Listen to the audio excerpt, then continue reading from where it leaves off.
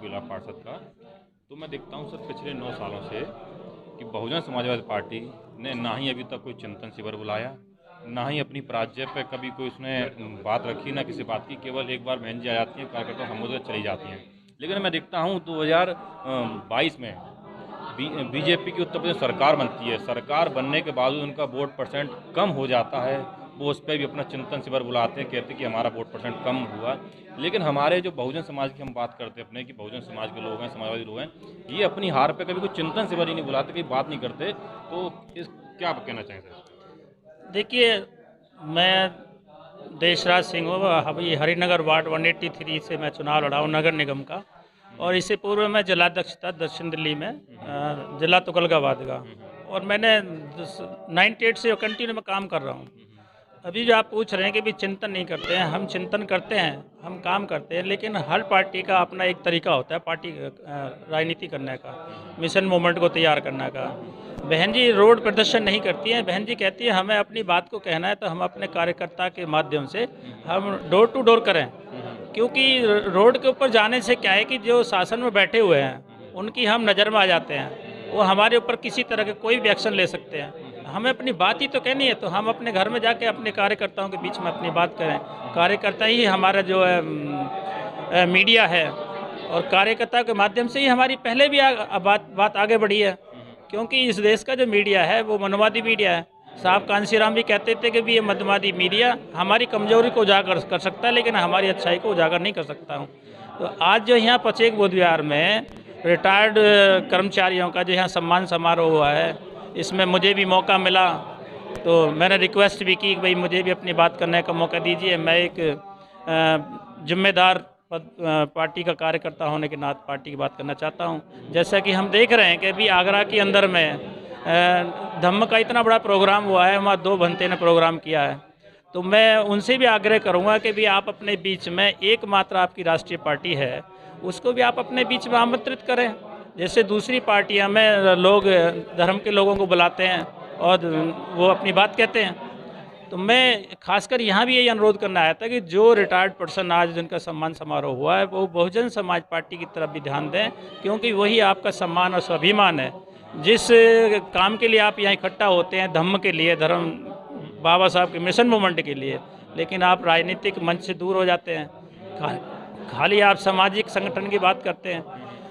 मैं बार बार कहता हूं कि आदरणीय बहन कुमारी मायावती जी को ना तो आज तक किसी भारतीय बौद्ध महासभा ने बुलाकर सम्मान किया, ना समता सैनिक दल ने किया है। और भी अनेक महापुरुषों के नाम से संगठन बने हुए हैं। बहन जी अगर समय नहीं देती तो उनके नुमाइंदे, उनके जो अपने पदाधिकारी हैं, आप उनको बुलाइए ताकि वो आपकी भी सुने और अपनी भी सुनाएं। ये काम तो हमारे लोगों ने, जिम्मेदार लोगों ने बंद कर दिया है। सिर्फ अनेकों संगठन बना के बाबा साहब के नाम पे, साहब कांशीराम के नाम पे, और आने वाले जब भी कोई समय होता है बहन जी के जन्मदिन भी मनाते हैं, परिनिर्वाण दिवस भी मनाते हैं। लेकिन वो जो वोट की बात है, उस वोट की बात को ये संगठन नहीं करते हैं।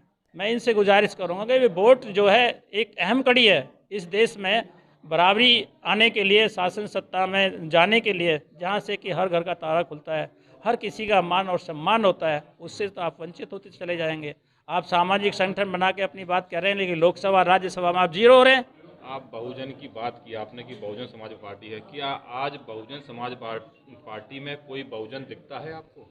सिवाय सतीश मिश्रा जी के अलावा कोई बहुजन समाज का नेता आपको दिखता है बहुजन समाज पार्टी में? और अगर नहीं दिखता है तो बहन जी का इस पे अब तक चिंतन मंथन क्यों नहीं किया, क्यों उन्होंने इस पे कोई स्टैंड नहीं लिया? देखिए, सबको हिस्सेदारी देने के लिए सबकी भागीदारी जरूरी है। जहाँ जिसकी हिस्सेदारी बनेगी वहाँ हमें देनी पड़ेगी। अब मैं आपको बता दूँ, 2007 में जो हमारी उत्तर प्रदेश में गवर्नमेंट बनी थी उसमें 41 ब्राह्मण विधायक थे। यदि वो चाहते तो बहन जी को मुख्यमंत्री नहीं बनने देते, अपना भाग जाते और दूसरे दल में जाके मुख्यमंत्री बन जाते। ऐसा नहीं है कि मिश्रा जी हमारे यहाँ सर्वे पर आए, नहीं, बहन जी हमारी सर्वे पर सर्वा है और बहन जी के आदेश अनुसार ही वो काम करते हैं। और मिश्रा जी तो लीगल सेल के बहन जी के बहुत बड़े सहयोगी हैं। जो भी कानूनी कोई भी मामला आता है मिश्रा जी ही उसको निपटते हैं।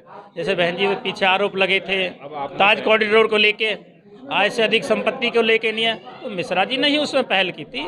और मिश्रा जी बहन जी के मिशन मूवमेंट के आदेशानुसार ही काम करते हैं। आपने जैसे कहा कि 2007 में जब बीएसपी गवर्नमेंट नहीं तो 41 विधायक ब्राह्मण थे। हाँ, तो मैं ये कह रहा हूँ, जिन 3% के खिलाफ बहुजन समाज पार्टी लड़ाई थी, आप उन्हीं को अपनी पार्टी में देके अपने लोगों को ना दे, उनको टिकट देके उनको विधायक बना रहे। और मैं समझता हूँ 103 ब्राह्मण विधायकों में से, कैंडिडेटों में से 41 ब्राह्मण विधायक आए थे चुन के, जहाँ तक मुझे ज्ञात है।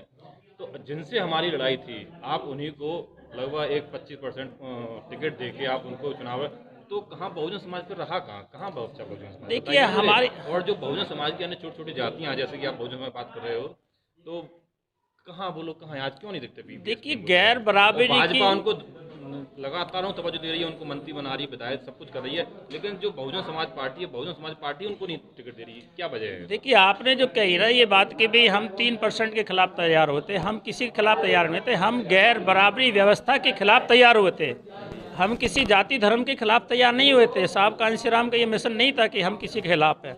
साहब कांसी राम का सीधा नारा था कि भी गैर बराबरी की व्यवस्था की इसको हमें ख़त्म करना है। जो सीढ़ी नुमा जो समाज है, इस सीढ़ी नुमा समाज ना बना के लिए हम बराबर का समाज बनाना चाहते हैं।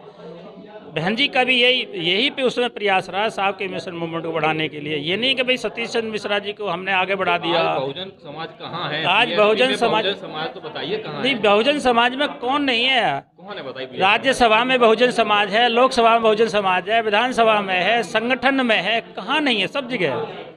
आज पार्टी की जो कमान है किसके हाथ में? 2022 विधानसभा चुनाव की बात करूं तो बहन जी और मिश्रा जी के अलावा मुझे तो कोई रिश्ता पहचान नहीं। बहन जी और मिश्रा जी की सिवाय आदरणीय अशोक सिद्धार्थ जी, अशोक सिद्धार्थ जी, राम जी गौतम जी, राजा राम जी और हमारे बहुत सारे प्रभारी जो अन्य स्टेटों को देख रहे थे, वो सब काम ही तो कर रहे थे।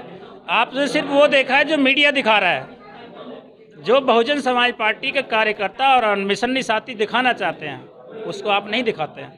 यानी आपसे मतलब मेरा ये नहीं कि आपसे, ये जो नेशनल मीडिया है ये नहीं दिखाना चाहता है, वो दिखा रहा है कि सतीश चंद्र मिश्रा जी पार्टी अभावी हो गए। नहीं, सतीश चंद्र मिश्रा जी बहन जी के आदेश अनुसार काम करते, जो भी कोई काम करते हैं उनकी सेवा नहीं करते। आपने देखा होगा राज्यसभा के अंदर सतीश चंद्र मिश्रा जी ने आरक्षण के ऊपर अपनी बात रखी, ईवीएम के अपने ऊपर बात रखी। इस देश में जो सरकारी दफ्तर हैं जिनको प्राइवेटाइजेशन किया जा रहा है, उसके ऊपर मिश्रा जी ने बात करी। एक ब्राह्मण होते हुए उन्होंने दलित पिछड़ों की बात करी राज्यसभा के अंदर। तो जो हमारी बात करेगा, यानी कि बहुजन मूवमेंट की बात करेगा, उसको तो आगे बढ़ाया जाएगा। ठीक है, धन्यवाद। लेटेस्ट अपडेट पाने के लिए हमारे चैनल क्लाउड न्यूज़ को अभी लाइक करें, सब्सक्राइब करें और बेल आइकन दबाना बिल्कुल ना भूलें।